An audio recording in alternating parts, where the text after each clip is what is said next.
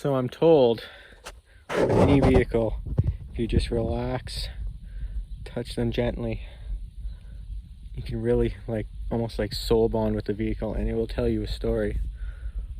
And I hear these have a great story, so we're gonna see what happens. It's just nice and hand on there.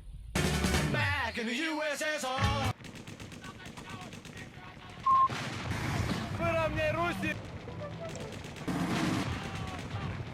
Oh, those Russians.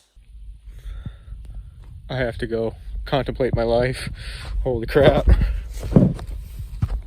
Good thing I don't have a Volkswagen to do that with.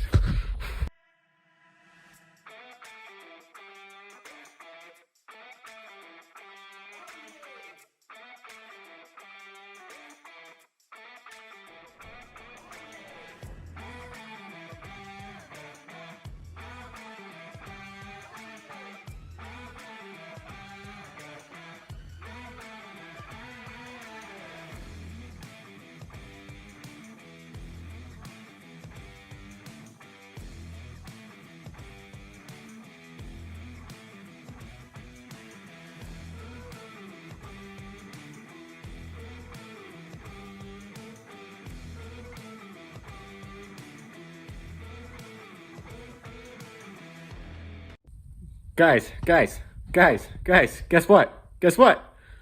That part's came in. Will it work? Did it work? What's that? We got cables to the van. We're heading back down. Yeah. So, I'm gonna get the truck all loaded up with everything. And tomorrow, we're gonna go try to start the car. Oh, I'm excited. Yeah, okay, I'll need the battery. I'll need sandpaper to clean contact points. I'll need terminal cleaners. I will need ratchet set, wrenches. This car's metric or imperial? Whitworth? Huh. I don't know. Yeah, I just gotta grab a couple things like that. Some oil, a funnel. I mean, you don't need a funnel, but could use a funnel. Yeah, probably a few other things other than that. I'm not going crazy on it. I'm just going to probably check the spark plugs, put some oil in it, maybe try to crank it by hand with no plugs in it, put the cap and rotor in it, and I should try to get some screws out of a distributor. Remember, if you watched previous video, I was wondering if screws came with the rotor because my distributor did not have any in it. Yeah, it didn't come with any. So I gotta try to figure out some screws. The Pontiac has a points distributor, so maybe it's got the same screws. I don't know. If not, I'm just gonna pull a bunch of screws out of a random distributor here, just a Chevy one. Hopefully some of them work. I don't know. But yeah, let's get everything loaded up. Okay, back out at the car, ready to put stuff in. Step one, I'm going to put oil in because it has very little in the dipstick. So we're going to do that. I know this distributor vacuum advance is not on it, but I can't seem to see yet where that goes, but I haven't been on the other side of the car yet. The distributor wire here looks in excellent condition, but we're gonna put some oil in. We're gonna make sure your cap and rotor is the right one, and then it goes on. I'll have to figure out screws, which I brought a whole Chevy distributor with like 10 different screws in it, so we can check that out. And then we'll clean up all the connections, put a battery in it. Good news, bad news time already. It appears these little screws that hold down the ECM or whatever, the little block in the Chevy distributor. Those roughly go in there. They're not perfect, but that's the good news. The bad news is this doesn't seem to go on. See, it looks like that little piece goes in that hole right there, and then this screws into this screws into here, and this screws into there, and then that little tab goes into that little slot. but it hits these on here, so I might have to somehow modify this thing. I really wish I got the factory one with the car. Maybe it's in the car. I'll look in the car first and then go from there.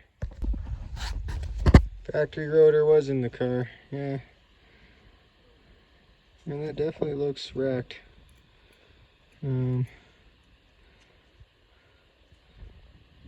Looks all the same except it doesn't have these bars in here. And mine does. Yeah, it's other than that, they look the same. Same diameter, everything. Just those bars in here that I gotta somehow remove now. So after cutting all of this out with a knife, I've managed to get it to clear, and hopefully it can fit on. See, it's supposed to look like this one. Alright, with some Chevy parts and a knife, she's in there. Those bolts don't look like they hang down too far. And I'm gonna hit that wire. They look okay. The points thing looks like a little dirty, and I do have a new one. I don't think I will replace that just yet. I think I'll do the cap and then clean up some of the connections, throw a battery in and see what happens. Got that all together, and as you can see, I found the vacuum hose from the carb. Checked all the plugs, they're pretty good. This is getting shorter now. Now we're on the other side of the engine bay. Terminals don't look too bad. Could clean them up a little bit. I love this short little ground here. Definitely gonna take that off and clean it. The coil, I'm gonna clean that a little bit too.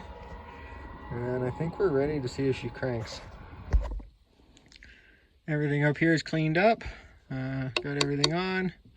Didn't see any sparks when I connected it, but you never know, that might be okay.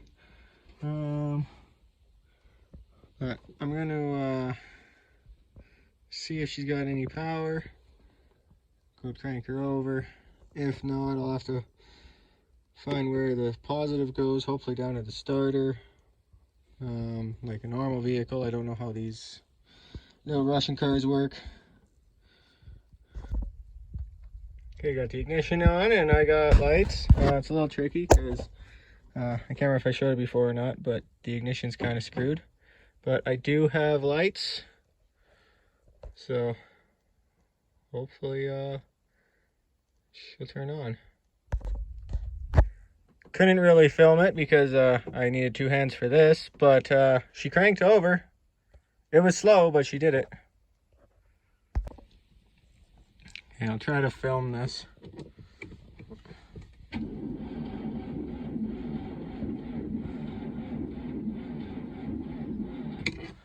So, yeah, crank it.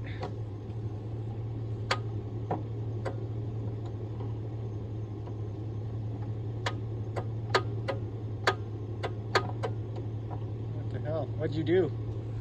I didn't do anything.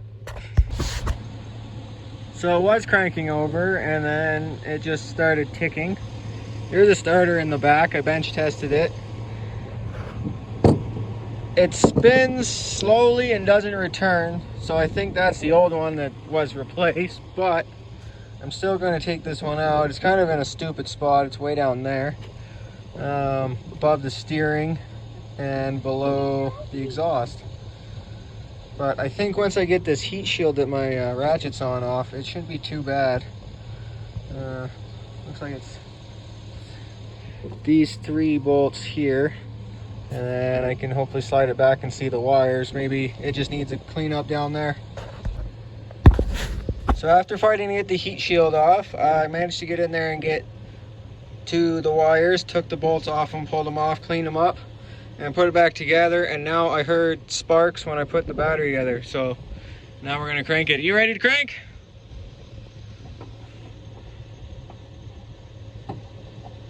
Don't just tick at me.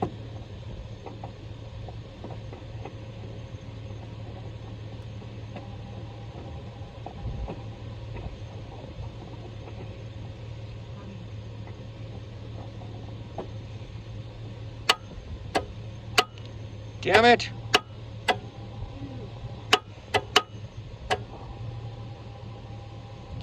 Keep cycling it, see if maybe it will all of a sudden.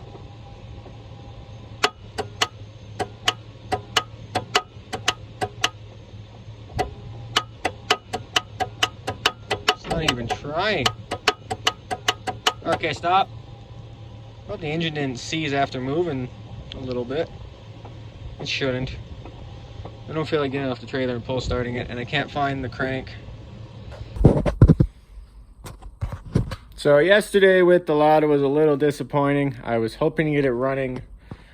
I ran out of time. I had a family event to get to, and I was actually even a little late for it, and showed up all greasy and grungy and stuff because I didn't have time to clean up anywhere.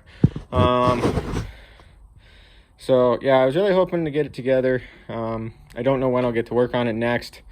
Probably not till I bring it home, and even that, I don't know when that will be. As you can see, the garage is a little full of crap. If you've been following other videos, I got the crew cab build going, I got the Suburban build going, and the crew cab build is on a little bit of a time frame, so I'm gotta kind of focus on that for a while. So yeah, I have no idea. Hopefully before snow flies I can bring it home and tinker on it. Probably pull a lot of the engine apart, pull the carb off, pull the starter out, all that stuff, go through it all, and then put it together and make it run. Maybe at that point I'll make a hand crank for it in case the starter's still crap. I don't know. So sorry I didn't get it running. I'm kind of disappointed in myself. I was really hoping to get it at least fired up. I didn't expect to get it driving, but at least running. Yeah, the clutch and brakes have got to get gone through too. The clutch pedals all the way to the floor. The brakes, I haven't tried them yet, but when we loaded on the trailer, my brother was in it, and he said that the brakes were a little squishy, but also wasn't running. So, and it's my brother. No offense, bro. So yeah, don't know when there'll be another episode about that. Thanks for watching. Hope you enjoyed.